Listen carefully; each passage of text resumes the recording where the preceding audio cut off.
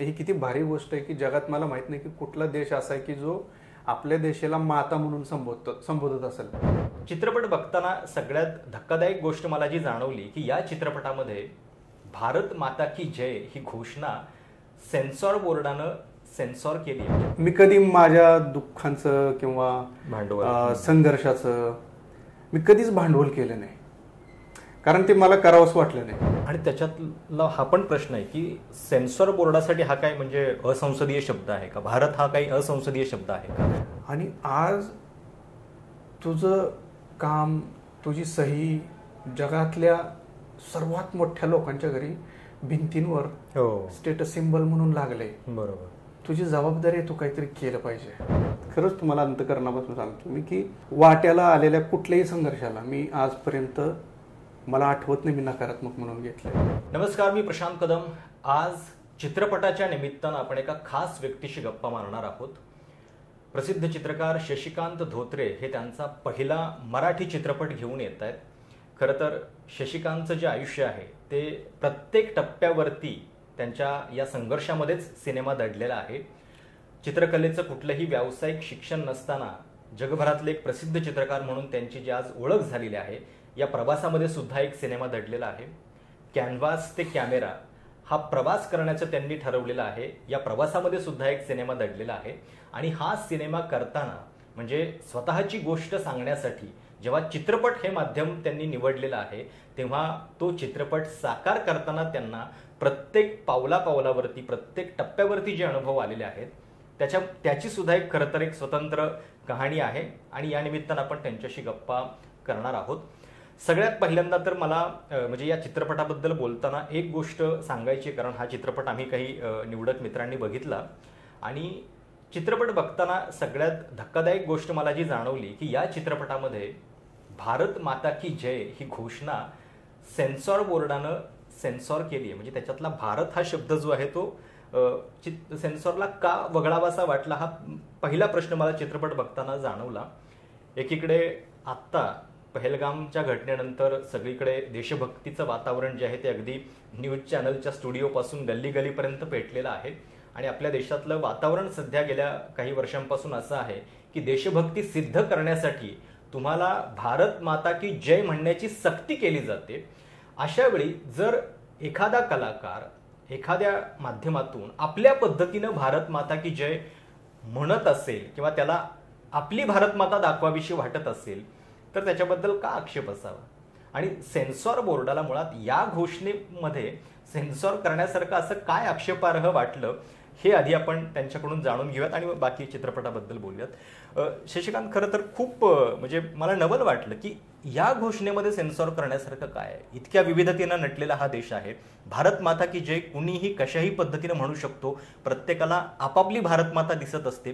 तुला दिसलेली भारत माता तू दाखवली, त्याच्याबद्दल काय आहे? म्हणजे एवढं आक्षेप वाटण्यासारखं काय वाटलं? खरं मला स्वतःलाच पडलेला प्रश्न आहे की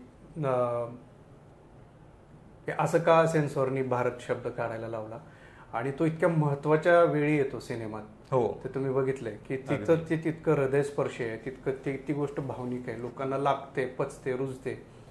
आणि नेमकं तिथंच भारत का काढावं वाटलं, म्हणजे का त्यांना वाटलं, हे खरं मला पडलेला प्रश्न आहे. ही किती भारी गोष्ट आहे की जगात मला माहित नाही की कुठला देश असा आहे की जो आपल्या देशाला माता म्हणून संबोधत असेल. माता ती माता आहे ना. माता आपण आई समानार्थी शब्द धरून आपण माता म्हणतो असं मला वाटतंय. मग आई असेल, बहीण असेल किंवा मग कुठल्याही स्त्रीलिंगी एका आदरातिथ्य शब्दाला धरून आपण भारत माता म्हणतो असं मला वाटतं. बरोबर. मग ती स्त्री कोण पण असू शकते. ती तुमची आई असू शकते, माझी आई असू शकते किंवा समोरच्याची कोणाची आई बहीण कोणी असू शकते. ती एक समान नसेल किंवा तिचा त्याग देशासाठीचा, परिवारासाठीचा असा मिळून मग त्या अशा करोडो भारत माता आहेत. मग त्याच्यात 2 वेळच्या अन्नासाठी झटावं लागणाऱ्या, धडपडावं लागणाऱ्या एखाद्या स्त्रीला पण मी माताच म्हणतो. ती पण माझी भारत माताच आहे. आणि देश चालवणारी जरी एखादी स्त्री असेल तरी पण तिच्या त्यागाला मी माताच म्हणतो. तर तुम्ही सिनेमा बघितलाय आणि त्याच्यात मला कोणाला माता म्हणायचं हे तुमच्या लक्षात आलंय. आणि ते त्याच्यात काय वावगं होतं मलाच कळलं नाही. जी म्हणजे जी माता एका कडेवर मुलीला घेते, खांद्यावर एका बाळाला घेते आणि पोटासाठी रोज एक गाव हिंडणारी ती माऊली जर इतक्या अभिमानानं भारत माता की जे म्हणत असेल, तर तुम्हाला का वाईट वाटलं सेन्सॉरला? स्पष्टीकरण काय दिले? पण मला कळलंच नाही. मी म्हणजे खरं तर आता ते असं आहे ना की मला असं वाटलं की अजून मी काही विचारावं किंवा आडवं लावावं तर अजून 100 गोष्टी काढतील का काय, किंवा ह्या सगळ्या भीतीपोटी मी काही बोललो नाही. मी त्यांना खूप समजावायचा प्रयत्न केला की हे मी ह्या भावनेनं तिला माता म्हणतोय आणि ती आहे माता. तुम्हाला काही म्हणजे त्याच्यात काही वाटतं का की बाबा मी काही चुकीचं बोललोय वगैरे? तर त्यांनी काय अर्थ घेतलाय मला समजलं नाही. मात्र ठीक आहे, तरी पण मला असं वाटलं की मला ज्या भावना मांडायच्या आहेत ना किंवा मला जे बोलायचं आहे ते भारत हा शब्द काढून पण लोकांपर्यंत पोहोचतोय, पण तो शब्द इतक्या अभिमानाने आपण घ्यायला पाहिजे, असायला पाहिजे. तो का काढला खरं हा त्यांचा प्रश्न आहे. मला म्हणजे मी तर तुम्हालाच विनंती करेल की म्हणजे मी तर विचारू शकलो नाही फार असं की का काढला. तुम्हाला संधी मिळाली तर नक्की विचारा की काय असं होतं. तुम्ही मला अजून एका गोष्टीचं विशेष वाटलं की सध्या इंडियाऐवजी सगळीकडे भारत हा शब्द रिप्लेस होते, म्हणजे भारत ही आपली ओळख आहे हे सांगण्याचा प्रयत्न होत असतो. आणि ज्या टप्प्यावरती ते तू गाणं किंवा ते ती घोषणा येते त्याच्यामध्ये तू काही रूपकं वापरलेली आहेत आणि त्या रूपकांमधून म्हणजे एका कवितेसारखं खरं तर ते सगळं संदेश देणारं गाणं झालेलं आहे.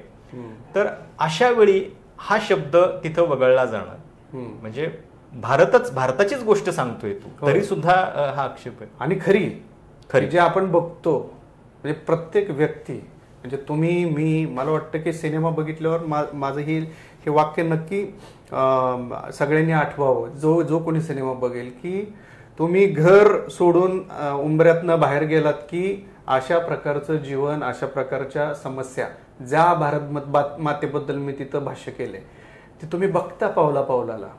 ते इतकं कडवं सत्य आहे.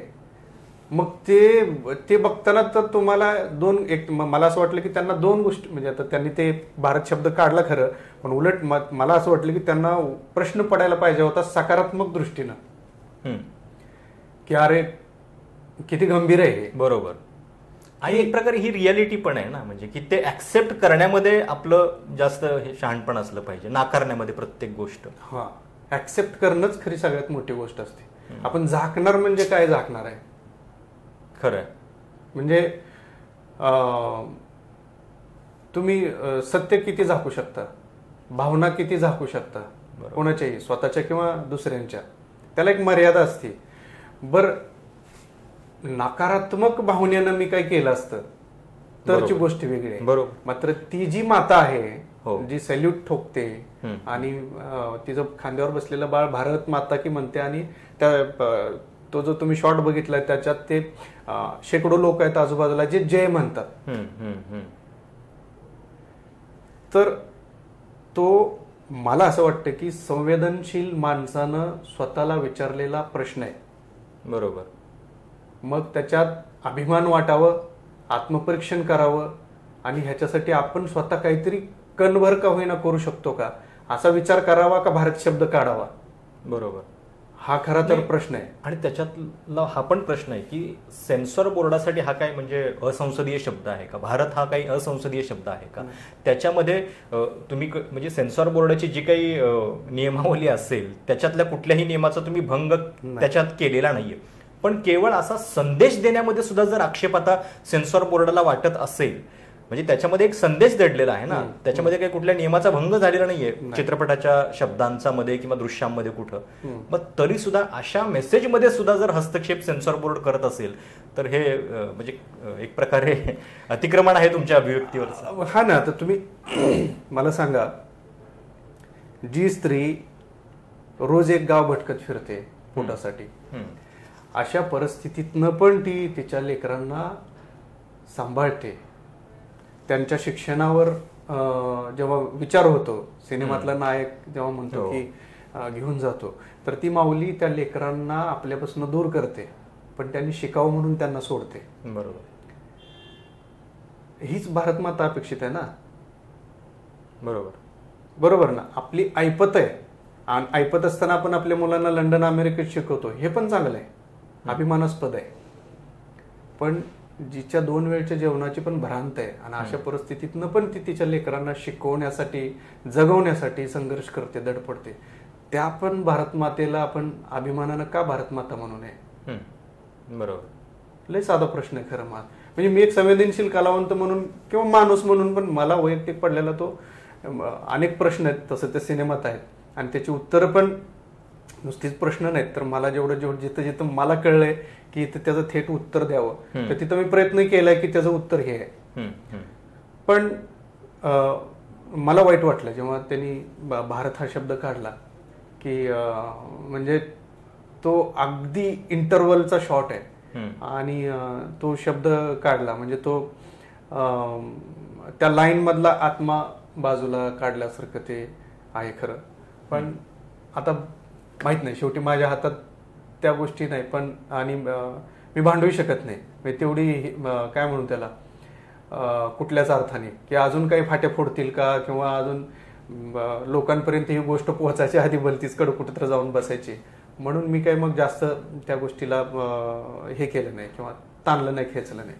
खरं तर उन्मादी राष्ट्रवादाचं सगळं वातावरण अवतीभोवती असताना म्हणजे भारत माता की जय ही घोषणा सेन्सॉर केली जाऊ शकते हीच अचंबित करणारी बातमी आहे. आता त्याचं कारण नेमकं काय आहे हे शोधण्यासाठी तुम्ही पण स्वतः चित्रपटगृहात जाऊन बघायला काय हरकत नाहीये. पण प्रेक्षकांच्या उत्सुकतेसाठी अजून एक की लोकगायिका कडूबाई खरात यांच्या आवाजातलं हे गाणं आहे आणि तो आवाज जेव्हा त्या सगळ्या कहाण्या सांगण्यासाठी तू निवडलास, का असं वाटलं की त्यांच्याच आवाजात हे गाणं घ्यावं? हे बघा, सिनेमा म्युझिकल आहे, रोमॅन्टिक आहे, दिसायला खूप सुंदर आहे. तू चित्रकार असल्यामुळे ते अपेक्षितच आहे. हा, आणि आम्ही तो तसा तितका प्रयत्न पण केलाय, तेवढा वेळ घेऊन त्याला प्रत्येक फ्रेमला न्याय देण्याचा प्रयत्न केलाय आणि तो झालाय तसा बऱ्यापैकी अचिव्हमेंट ज्याला म्हणतो आपण ते झाले. मात्र त्याच्यात अगदी एका बाजूला सोनू निगमची गाणी आहेत, हो हो, मधुश्री आहे, आनंद शिंदेचं पण गाणं आहे. तर त्या सिनेमामध्ये त्या त्या प्रसंगानुसार ज्या आवाजाला जो आवाज असायला पाहिजे तोच आवाज ठेवलाय.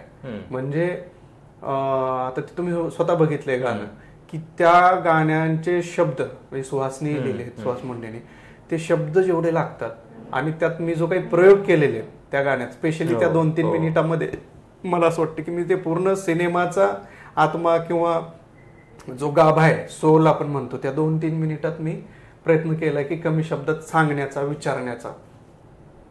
तर जसे शब्द आहेत, जसे त्याचे व्हिज्युअल्स आहेत, तेवढ्याच त्याहून काकणभर पुढं कडूबाई खरात माईंचा आवाज आहे, तो लागतो. मला तरी म्हणजे स्वतःचं कौतुक किंवा असं म्हणून नाही, पण मला आठवते आमच्या मित्रांपैकी नाव घेत नाही, पण एक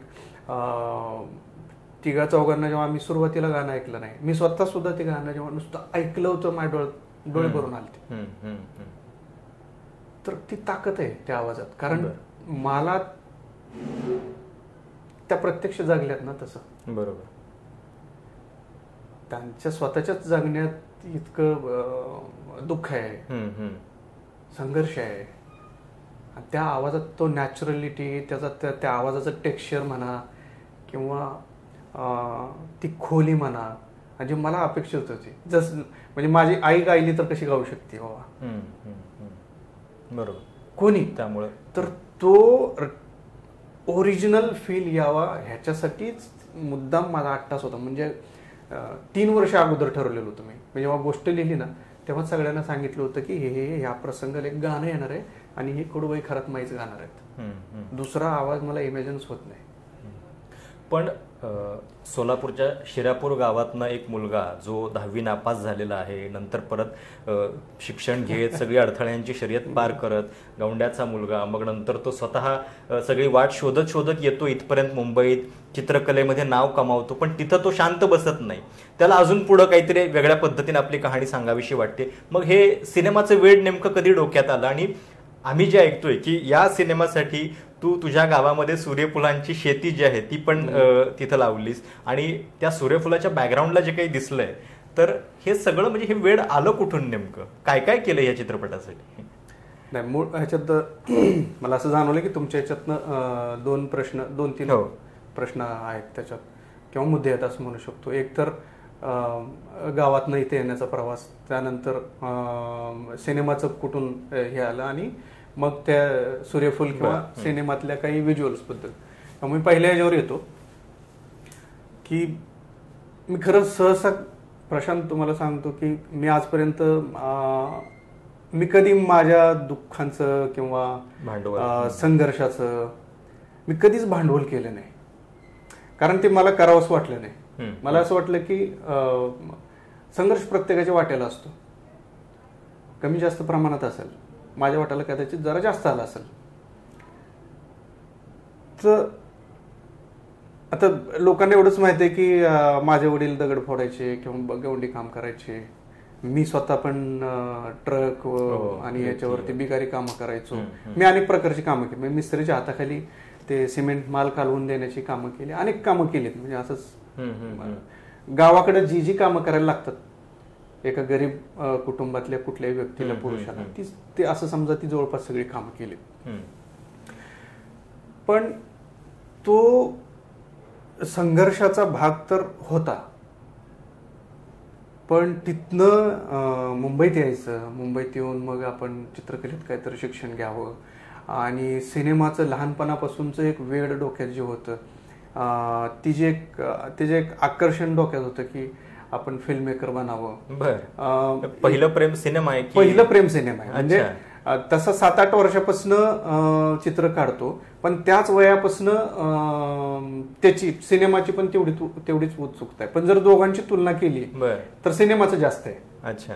म्हणजे जे प्रत्येक भारतीय माणसाच्या बाबतीत आहे तेच. पण झाला असं प्रश्न की मग जेव्हा मी आलो, आणि आता मधल्या काही गोष्टी फार डिटेलमध्ये जात नाही, कारण ह्या सगळ्या गोष्टी सांगायला फार वेळ लागेल. आणि सिनेमासाठी मी स्ट्रगल करायचो.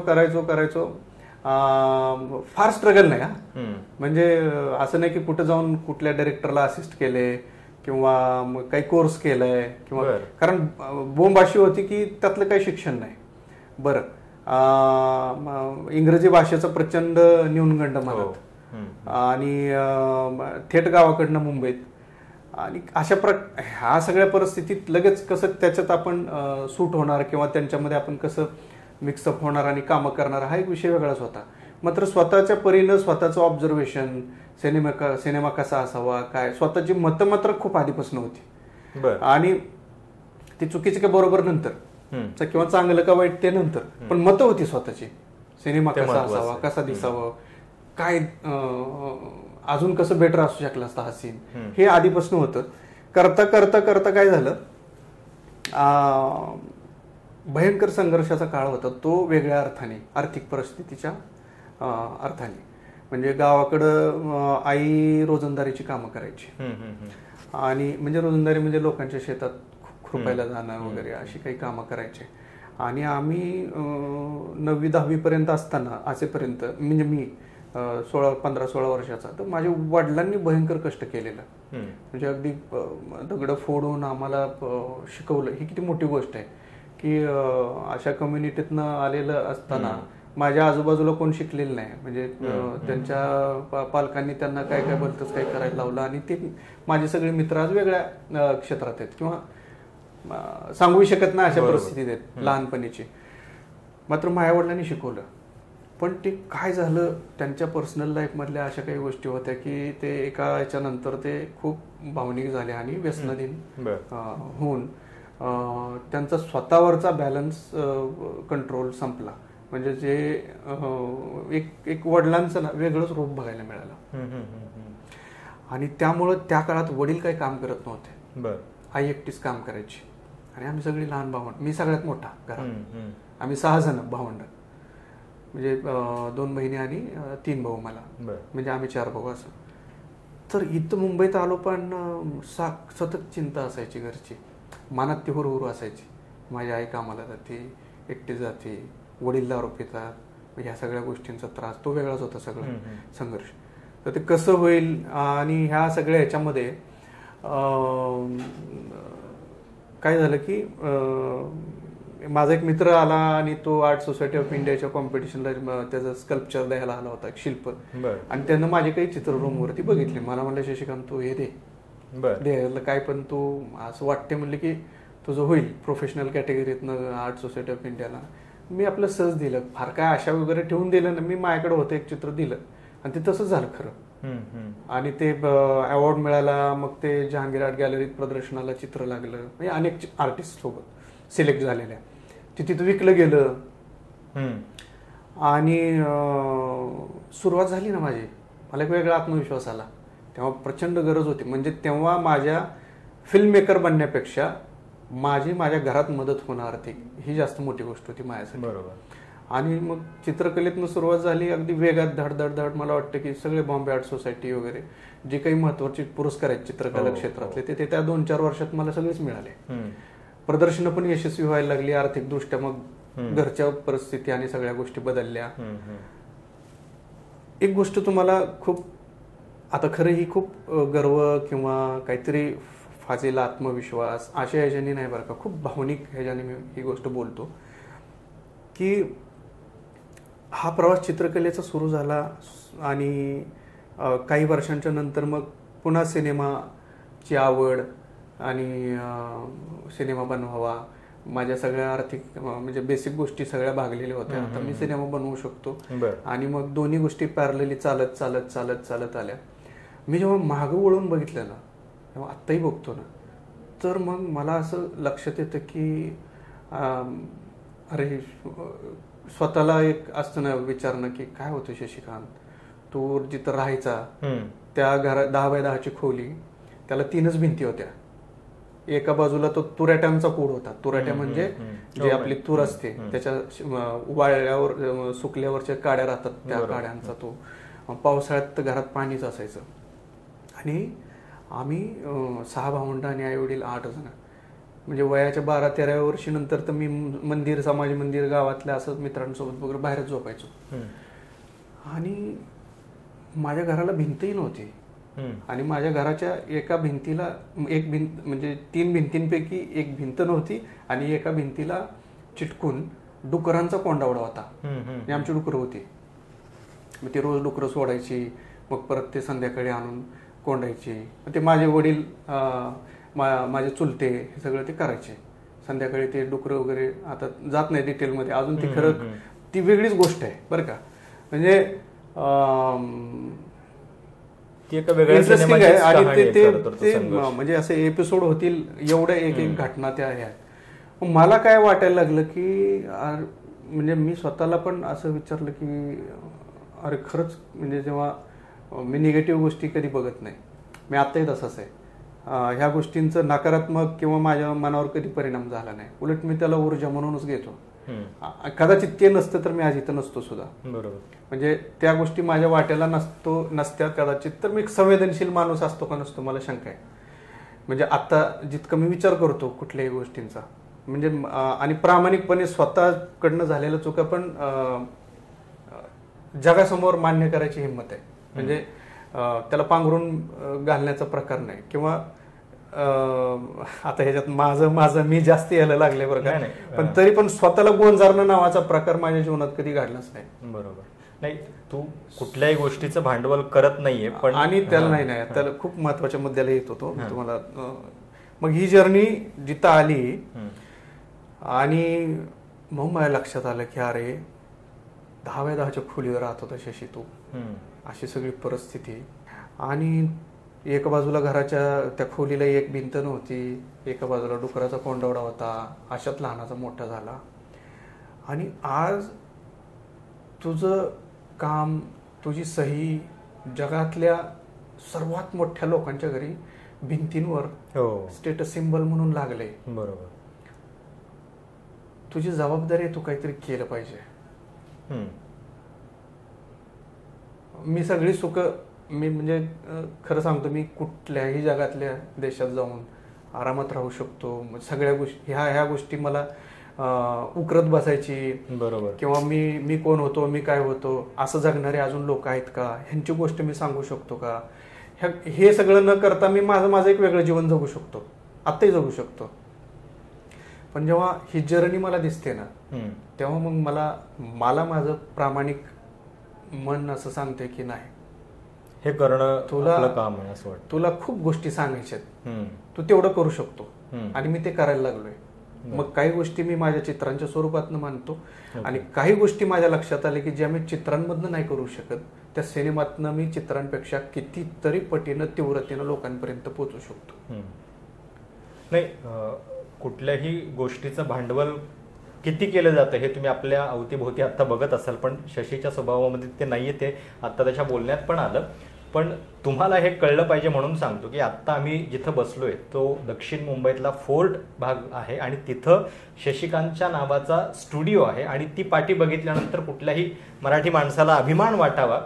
आज त्यानं जो संघर्ष तुम्हाला सांगितलेला आहे त्याच्यानंतर त्याचं बदललेलं आयुष्य काय आहे, तर जगभरातले सगळे नामवंत व्यक्ती इथं आल्यानंतर शशिकांतचं नाव शोधत त्याची चित्र बघायला येतात. मला वाटतं आता मागे दुबईचे प्रिंट्स आले होते ना, तर ते इथं आले होते शोधत चित्र बघायला. होय, खूप लोक, म्हणजे खरी खूप मोठी यादी आहे. म्हणजे म्हणून मी मगाशी नाव घेणं टाळलं. आणि तुझ्या वेशभूषेवरनं पण ते असे एक चित्रकार म्हटल्यानंतर जो एक असा ऑरा बाळगतात की आपण कोणतरी कलाकार आहोत, ह्याचं पण तू भांडवल करत नाही. नाही, त्या गोष्टीच्या बाबतीत हे काय आहे ते तर तो थोडा वेगळा विषय. स्वतःला सजवणं सगळ्याला आवडतं, साहजिक, म्हणजे मलाही आवडतं, पण त्याची एक मर्यादा आहे. म्हणजे तेवढंच आवडतं. म्हणजे मी माझ्या चेहऱ्याला पावडर माझ्या आईनेच लावली असेल लहान असं. सो कलाकार म्हटल्यानंतर केस बीस दाढी बिडी वाढलेला असा कफल्लक काहीतरी. हा, तो वैयक्तिक भाग आहे. म्हणलं ना की ते वाईट पण नाही. आता ते काही जणांना फार आवडतं, ते करतात. तो माझ्यातही आहे, पण तो खूप एक त्याला फार महत्व नाही. म्हणजे मी वैयक्तिक ते जास्त महत्व देतो. म्हणजे इथं काय चाललंय त्याला, इथं काय असावं त्याला जास्त. पण तू जे आता म्हणालास की संघर्ष जो आहे त्याचं तू म्हणजे त्याला कधी नकारात्मक दृष्टीने घेतलेला नाही, तो आपल्या वाट्याला आलाय, तर त्याच्यातनं सुद्धा काही चांगल्या गोष्टी आपल्याला मिळाल्या. नेमकी हीच गोष्ट चित्रपटामध्ये पण दिसली की तो नायक जो आहे तो पूर्णपणे त्या संघर्षमय स्थितीतनं वरती आलेला आहे. त्याचा एक सामाजिक विषमताचा सगळं त्यांना अनुभवलेला आहे, पण तरी त्याच्याबद्दलची कटुता कुठेही नाही. आणि हा चित्रपट एक प्रेमकथा आहे, ती सामाजिक विषमतेच्या बॅकग्राऊंडला घडलेली आहे, ज्याच्यातनं तुम्हाला तुमच्या आजूबाजूला जे वास्तव आहे ते दिसेल. पण एक आवर्जून सांगण्यासारखी गोष्ट ही आहे की त्याचा शेवट जो आहे तो खूप सकारात्मक आहे. आणि त्या संघर्षाची, जे आता शशीनं सांगितलं की ते भांडवल करायचं नाही किंवा त्याला नकारात्मक दृष्टीनं बघायचं नाही, हे त्याचा नायक पण करतोय.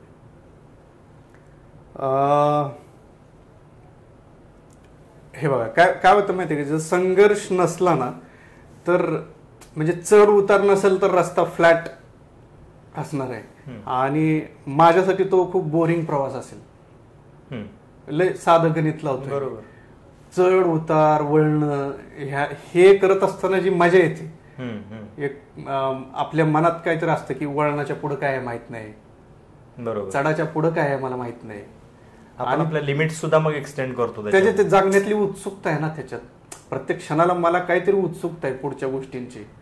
जेव्हा उत्सुकताच संपते, तो म्हणजे फ्लॅट रस्ता, ज्याला आपण निवांत म्हणतो का नाही. आणि वैयक्तिक मला तरी तसं जगणं कधी आवडलं पण, आणि तसं ते खरं मला मिळालंही नाही. म्हणजे वाट्यालाच अशा गोष्टी आल्या की ते त्या गोष्टींसाठी काही निवांतपणासाठी काही फार महत्वच राहिलं नाही जीवनात. त्यामुळे म्हणून मी मुद्दाम सांगतोय. आता हे जरा फिल्मी वाटू शकतोय लोकांना, किंवा जरा काय अति आत्मविश्वास किंवा ठरवून दिलेलं उत्तर वाटू शकते, पण खरंच तुम्हाला अंतःकरणापासून सांगतो मी की वाट्याला आलेल्या कुठल्याही संघर्षाला मी आजपर्यंत मला आठवत नाही मी नकारात्मक म्हणून घेतलंय, आणि त्याची फळं पण मला मिळाली. बरोबर. हो. पण हा चित्रपट करताना, म्हणजे चित्रपट करायचं म्हटल्यानंतर मग त्याचे खूप वेगवेगळे फॉर्म्स तुला निवडता आले असते. आपल्याच गावातली गोष्ट आपल्याच गावातल्या लोकांना घेऊन आपल्याच गावातल्या म्हणजे तू त्या गावाचा पण एक सेट तयार केलायस की तुझ्याच अवतीभोवती सगळी ही कहाणी सांगितलेली आहे. आणि मगाशी आपलं राहिलं की सूर्यफुलाच्या शेतीबद्दल बोलायचं कारण ते बघितल्यानंतर असं वाटत नाही की ते खरोखर म्हणजे आपल्या गावातलं शेत आहे. आता ते खरं शेत नाहीच आहे म्हणजे मुळात त्यामुळे ते तेवढं सुंदर दिसतंय. नुसती शेती असते किंवा अगदी सरळ फ्लॅट जमीन असती तर कदाचित आत्ता ती जेवढं सुंदर दिसते तेवढं दिसलं नसतं. तर त्या हट्टापायी पण खूप गोष्टी घडलेल्या आहेत सिनेमात. म्हणजे ते असं चढ उतार आहे, तळ्याच्या आजूबाजूची खूप हार्ड जमीन आहे, माळावरचं तळ आहे ना ते. तर त्या जमिनीत सहसा असं काही ट्रॅक्टरनी नांगरणं किंवा आणि शेती करणं हा प्रकार नाही. तर तिथं जवळपास 30,000 पेक्षा पण जास्त खड्डे आहे ना आम्ही हाताने केलेले आहेत. 30,000? हा. आणि ते किती मला वाटतं 200-250 लोक त्याच्यासाठी काम करायचे. आणि ते एक एक खड्डा खांदून त्याच्यात ती फुलं लावून त्याला जपणं ह्या सगळ्या गोष्टी केलेल्या आहेत. आणि मला वाटतं शेवटी जेव्हा समजलं हा सूर्यफुलांचा सगळा लावून छान मोठी फुलं आली, प्रयोग झाला आणि लक्षात आलं अरे आता ही जरा ग्रीनरी गेली आहे, उन्हाळा जवळ आलाय, म्हणजे उन्हाळा आलाच होता. तर ते सगळं गेलं. परत दुसऱ्या वर्षी तो सगळा प्रकार केलाय. तर त्या क्वालिटीसाठी किंवा व्हिज्युअल रिझल्टसाठी जे अपेक्षित होतं का नाही त्याच्यासाठी खूप मेहनत घेतली सगळ्यांनीच टीमनी की ते तसंच व्हावं. तर ते बऱ्यापैकी अचीव झाले असं मला वाटतंय. ती गोष्ट जी आहे ना की त्या गोष्टीतली ऊर्जा जी आहे ना त्या पोराचा जो किंवा त्या दोघांचा जो संघर्ष आहे, जे मूळ पात्र आहेत त्या संघर्षाला साजेसं फुल मला पाहिजे होतं. आणि तो संघर्ष पण तसाच सकारात्मक संघर्ष दाखवण्यासाठी मला तसं फुल हवं होतं. आणि त्याच्यासाठी सूर्यफुलापेक्षा भारी उदाहरण नाही कुठलं. आपण सूर्यफुलाकडे तसंच बघतो ना, का सूर्यफुल, तर नावच त्याचं सूर्य म्हणजे तेज आणि तेजस्वी ह्या गोष्टीशी धरून आहे. त्याचा आकार आपण जसं इमॅजिन करतो, म्हणून ते त्या तेजस्वी फुलांमध्ये फुलणारं प्रेम आहे. संघर्ष करत जसं सूर्याच्या किरणाकडे तोंड करूनच तो राहतो दिवसभर. आपण पळतो किरणांपासून, पण तो नाही पळत. तशी ती गोष्ट आहे आणि त्यांचं प्रेम आहे. ओके. पण म्हणजे चित्रपटाच्या आवडीबद्दल तर तू सांगितलं की ती पहिली आवड होती, त्याच्याबद्दल म्हणजे बरेच सिनेमे पण तू बघितलेले आहेत. पण स्वतः चित्रपट करायचा आणि आता तो सजनाची ती कहाणी तू सगळी लिहिलेली आहेस, तर या फिल्मची प्रोसेस नेमकी कधी सुरू झाली आणि या सगळ्या प्रवासादरम्यानचा जो संघर्ष आहे तो काय सांगतोय? खरं सांगायचं तर सिनेमा बनवताना मला काही संघर्ष नाही करावा लागला. त्याचं कारण असं आहे की सिनेमाचा निर्माता मी स्वतःच आहे. त्यामुळे मला काही कुठल्या गोष्टी कुणाला विचारून परमिशन घ्यायचे किंवा फ्रीडम आहे, माझ्यावर कुणाचं प्रेशर आहे की हे 2च दिवसात शूट करून आण किंवा नाही हे एवढ्याच बजेटमध्ये तुला करायचं आहे, अशा प्रकारचं काही प्रकार म्हणजे काही तिथं काही संघर्ष किंवा काही प्रश्नच नव्हते. आणि उलट माझं म्हणणं असं होतं की मला असंच हवंय. त्यामुळे आम्ही जवळपास 2 महिने फिल्म शूट केली. याच्यात 2 मराठी फिल्म झाल्या असत्या. सो खरी प्रक्रिया आम्ही खूप एन्जॉय केली असं म्हणू शकतो मी. म्हणजे मला आठवतं सिनेमा भरपूर मजा आली. म्हणजे ती एकतर प्रायव्हेट स्पेस होती सगळी. आपला स्टुडिओ आणि फार्म हाऊस तिथंच आहे शिरापूरमध्ये. हा, आणि त्याच्या बाजूलाच असलेलं ते तळ आहे. आणि त्यामुळं जे फिल्मचं जे प्रिय होतं ना त्याला आम्ही एवढी मजा केली प्रशांत. म्हणजे माझा जो गीतकार आहे, संगीतकार आहे, कॅमेरामन आहे, DOP आणि प्रोडक्शन डिझायनर, असे सगळे जवळपास HODs. आम्ही त्या तळ्याच्या तिथं मध्ये छोटीशी बसायला जागा आहे. ते जे पक्षी उडलेले वगैरे शॉर्ट्स आहेत ना, तर ते ऍक्च्युअल रिअल आहे सगळं. तर तिथं बसायची जागा आहे. आम्ही रात्रभर गाणी म्हणायचो. रात्रभर, पहाटे 4-5 वाजेपर्यंत आमची ती मैफिल चालायची. गाणी कशी असावी, गाण्यांच्या चाली, त्यातल्या त्यात सिनेमातलीच ह्या गाणी आम्ही, मी, ओंकार, आम्ही जोरजोरात म्हणू. आम्ही आपलं बाथरूम सिंगर, तो भारी गायचा. पण ही जी प्रक्रिया होती ना ही खूप सेलिब्रेशन करण्याची प्रक्रिया होती आमची. तिथं ताण तणाव कसं होईल काय होईल असे काही गोष्टीच नव्हत्या. म्हणजे तो संघर्ष थोडाफार आता रिलीज करताना आहे, मात्र बनवण्याच्या प्रक्रियेत त्याचा स्पर्शच कुठं झाला नाही. ओके. आणि आम्ही निव्वळ कलाकृती बनवतोय हेच डोक्यात ठेवून आम्ही एन्जॉय करत होतो. एकदम एकदम भारी सांगायचं तर असं कोण प्रोड्युसर आणि लेखक दिग्दर्शक असेल जो शूट संपल्या 8 साडेआठला झोपत असेल. मी 8-9च्या आधी झोपायचो. 8 ते 9च्या मध्ये झोपायचो मी रोज. सगळ्याच्या आधी सेटवर 100-125 लोकांच्या क्रू मध्ये सगळ्याच्या आधी मी झोपायचो, जो सगळ्याच्या उशिरा झोपायला पाहिजे. एवढं ते रिलॅक्स आणि बिंदास सगळं सुरू होतं. हा संघर्ष रिलीज करण्याच्या प्रक्रियेत मात्र नक्कीच आहे. आपण तो भारत माता की जयच्या भारत पासूनच सुरुवात केली. म्हणजे तो पण म्हणजे अशा अनेक गोष्टी आहेत, अडचणी आहेत रिलीज करण्याच्या. तो एक वेगळा विषय परत चर्चेचा.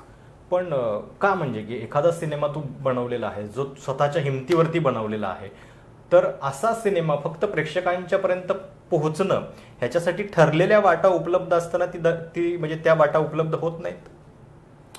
वाटा आहेत, त्या वाटा सगळ्यांसाठीच आहेत. रिलीजची प्रक्रिया जी असते ती सगळ्यांसाठी सारखी आहे. मात्र इथं कोणाचं नाव घेत नाही मी, की त्या लोकांचं एक ठरलेला एक साचा आहे, फ्रेम आहे. आणि त्या फ्रेम मध्ये कदाचित मी बसू शकलो नाही. किंवा हा सिनेमा बसू शकला नाही. ओके. आणि त्या फ्रेम मध्ये काय आहे तर 100% व्यावसायिक गणित आहे.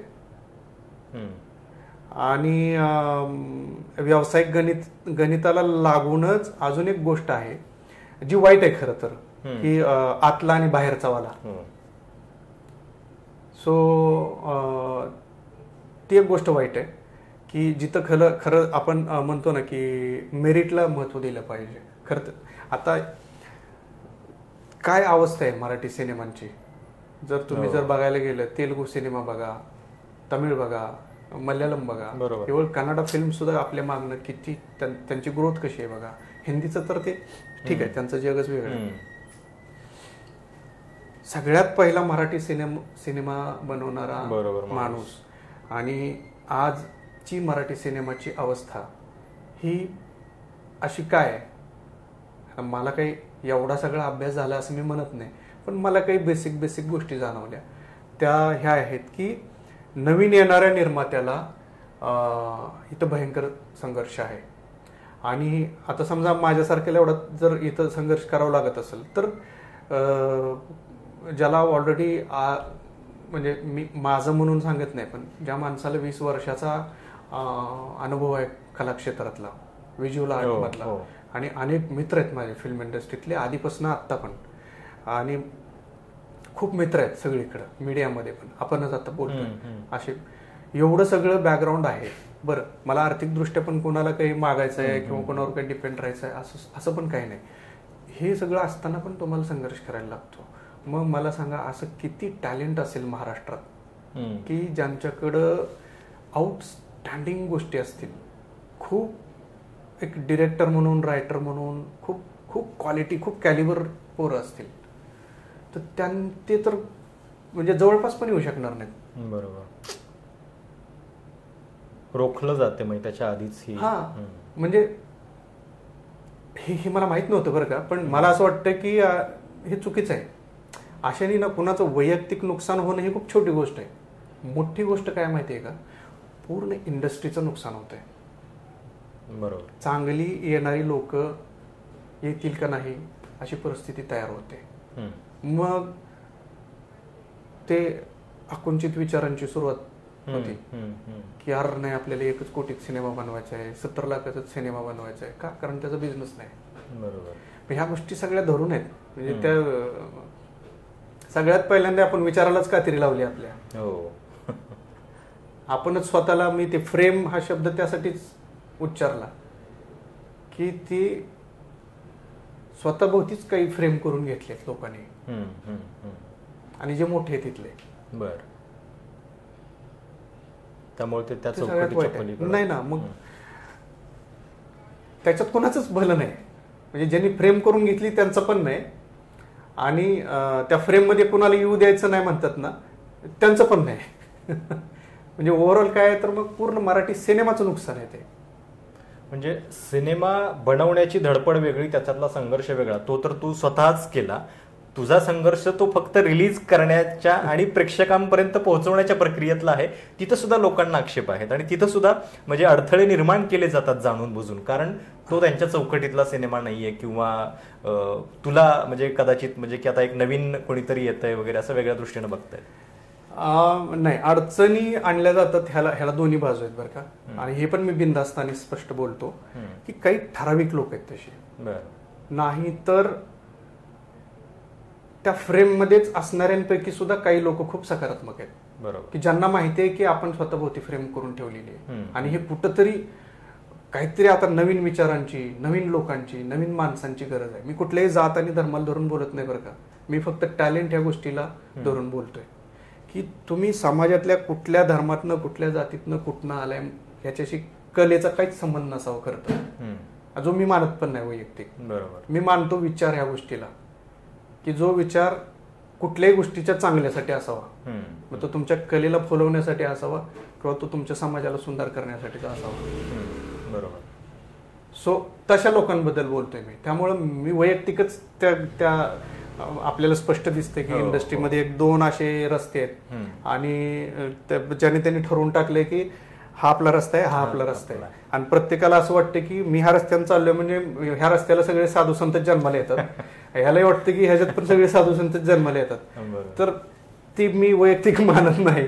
मला पूर्ण एवढ्या 43 वर्षाचा मी आहे आणि मला विश्वास आहे की हरामखोर किंवा वाईट वृत्तीची लोक सगळीकडे पेरली गेलेली आहेत.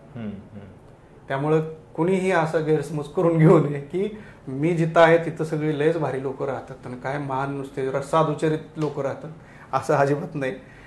त्यामुळं मी कधीच त्या दोन्ही रस्त्यांच्या फांद्यातच पडलो नाही. होतो एका सर्टन वयापर्यंत, जेव्हा लक्षात आले की अरे ही जरा गडबड आहे. म्हणजे वैयक्तिक मी स्वतःच असं ठरवलं की जो चांगला तो आपला. बरोबर. चांगला ह्याच्या अर्थाने मी मगाशीच बोललो की साधं आहे, पण ते लय बेसिकच कोणाला पटत नाही. आता त्याचा वैयक्तिक विषय आहे. प्रत्येकाला असं वाटतं की नाही हे आपले आणि ह्याला वाटतं की हे आपले, पण मला वाटत नाही तसं काय असतंय. विचार आपला असू शकतो. बरोबर. हा, पण आता लवकरच हा चित्रपट जो आहे तो प्रेक्षकांच्या पर्यंत येणार आहे, तर प्रेक्षकांसाठी काय थोडक्यात म्हणजे की या चित्रपटाच्या माध्यमातून तुला जे सांगायचंय ते काय आहे हे जरा प्रेक्षकांना.